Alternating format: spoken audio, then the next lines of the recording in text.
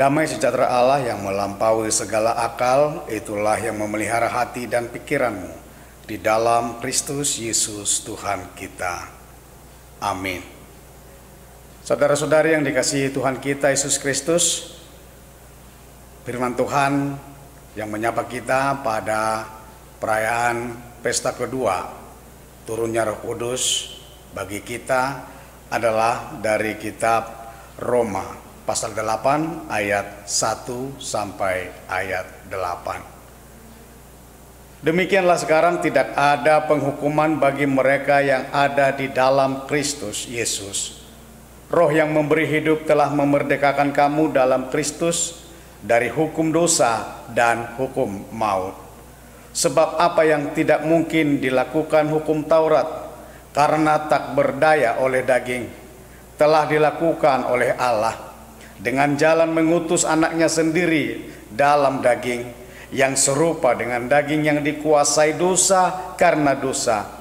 Ia telah menjatuhkan hukuman atas dosa di dalam daging, supaya tuntutan hukum Taurat digenapi di dalam kita, yang tidak hidup menurut daging tetapi menurut roh. Sebab mereka yang hidup menurut daging memikirkan hal-hal dari daging, mereka yang hidup menurut roh memikirkan hal-hal yang dari roh. Karena keinginan daging adalah maut, tetapi keinginan roh adalah hidup dan damai sejahtera.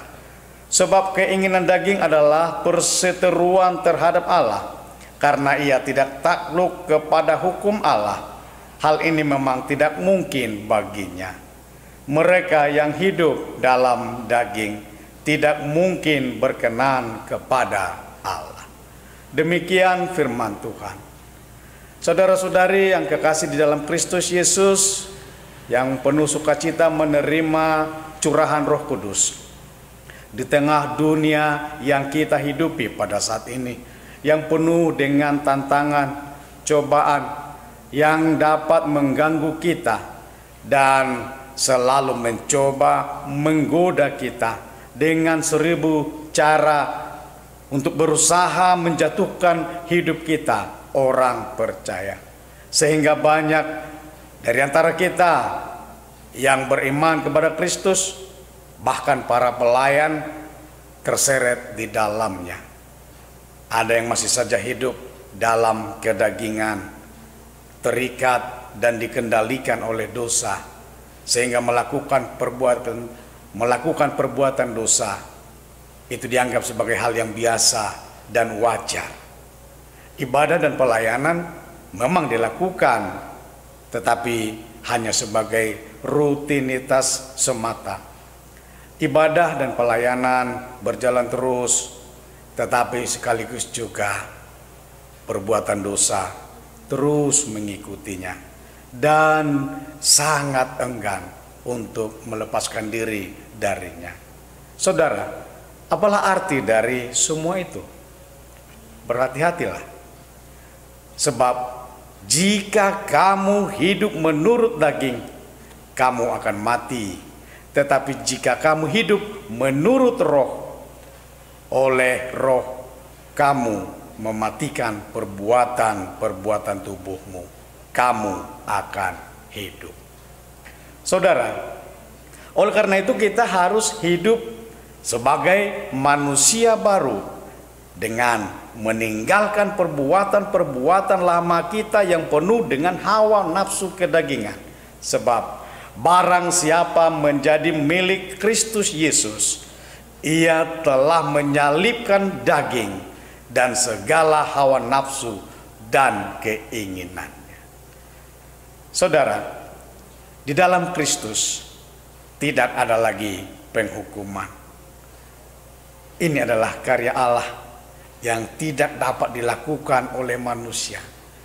Allah telah mengutus Yesus untuk menyelamatkan manusia berdosa dan mengutus Roh Kudus untuk memberikan kemerdekaan kepada manusia dari kutuk dosa. Itulah sukacita kita. Hidup menurut roh, bukan menurut daging. Hanya Roh Kudus yang dapat memampukan kita untuk hidup kudus, melakukan apa yang dituntut oleh hukum Taurat.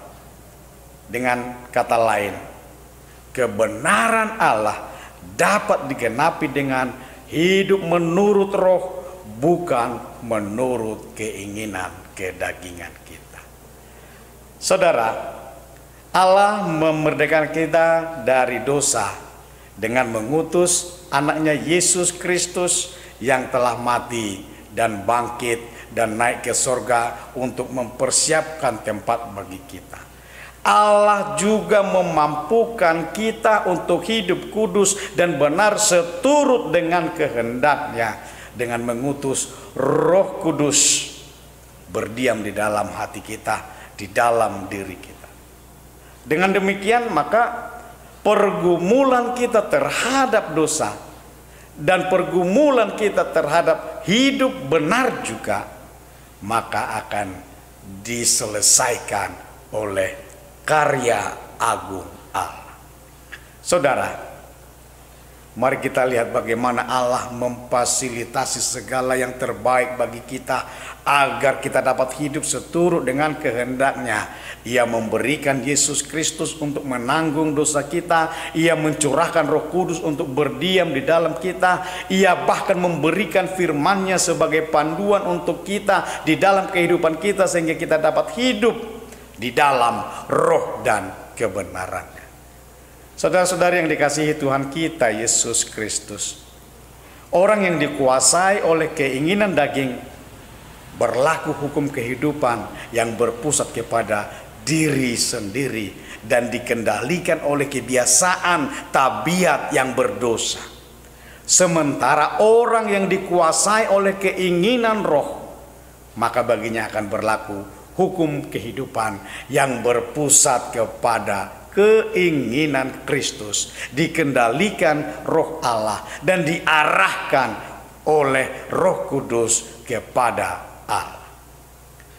Saudara-saudari, bagaimana caranya supaya bisa kita hidup di dalam roh? Hidup di dalam roh artinya kita meminta Roh Kudus untuk menyertai, memimpin, memegang kendali atas hati dan pikiran kita untuk dapat melakukan kehendak Tuhan. Itu sebabnya kita perlu untuk membangun hubungan yang intim dengan Tuhan. Mari milikilah kehidupan yang selalu berdoa dengan baik, membangun pengenalan yang baik melalui firman Tuhan, melalui saat teduh, melalui perenungan-perenungan setiap hari. Mari libatkan Tuhan di dalam setiap aktivitas kehidupan kita sehari-hari. Itulah yang akan membawa kita hidup di dalam roh. Mari lakukan hal-hal yang baik. Mari lakukan pembaharuan hidup sehari-hari. Hari lepas hari kita selalu membaharui sikap hidup kita demi kemerdekaan dari dosa. Saudara, seperti seorang yang membeli sepatu. Ketika dia membeli sepatu itu, maka dia akan bebas mempergunakan sepatu yang dia beli. Apakah dia pakai itu kemana saja, menendang apa saja, menginjak apa saja, itu akan tergantung kepada si pemilik sepatu. Sekarang kita sudah menjadi milik Kristus. Sekarang kita sudah ditebus oleh Kristus. Maka biarkanlah Kristus yang menguasai hati dan pikiran kita. Biarkanlah Roh Kudus yang menguasai hati dan pikiran kita. Inilah sukacita kita pada perayaan kedua, pesta datangnya, turunnya Roh Kudus bagi kita. Amin. Mari kita berdoa. Terima kasih Bapa di sorga, Bapa yang kami kenal dalam Kristus Yesus. Engkau telah mengajar kami, mengingatkan kami. Engkau selalu ada dekat kami, menjagai kami, memelihara kami di dalam kehidupan kami. Walaupun terkadang kami jauh darimu, tetapi Engkau selalu menjagai kami, mengingatkan kami. Engkau mencurahkan Roh Kudus-Mu untuk selalu berada beserta dengan kami. Terima kasih Bapa, berkati kami berkati keluarga, berkati anak-anak, berkati orang tua. Ampunkan kami akan kesalahan dan dosa kami. Hanya di dalam Kristus Yesus kami berdoa dan mengucap syukur. Amin. Bapak, Ibu, saudara-saudari yang dikasihi Tuhan kita Yesus Kristus, mari kita sambut firman Tuhan di dalam hati dan pikiran kita. Mari kita persiapkan persembahan kita. Marilah kita berdoa untuk menyerahkan persembahan kita kepada Tuhan. Ya Allah Bapa kami yang di surga, kami mengaku bahwa Tuhan adalah sumber dari segala karunia yang melimpah dalam kehidupan kami masing-masing. Sebagian daripada karunia itu kami serahkan kembali sebagai persembahan kepada Tuhan. Terimalah dan berkatilah persembahan umat-Mu ini, agar dapat kami pergunakan untuk pekerjaan dan pelayanan kerajaan Tuhan di dunia ini. Bukalah hati kami untuk mengenal betapa banyak berkat dan karunia yang kami peroleh dari Tuhan, supaya kami senantiasa bersyukur kepadamu di dalam nama Yesus Kristus Tuhan kami. Amin. Bapa kami yang di surga, dikuduskanlah namamu, datanglah kerajaanmu, jadilah kehendak-Mu di bumi seperti di surga.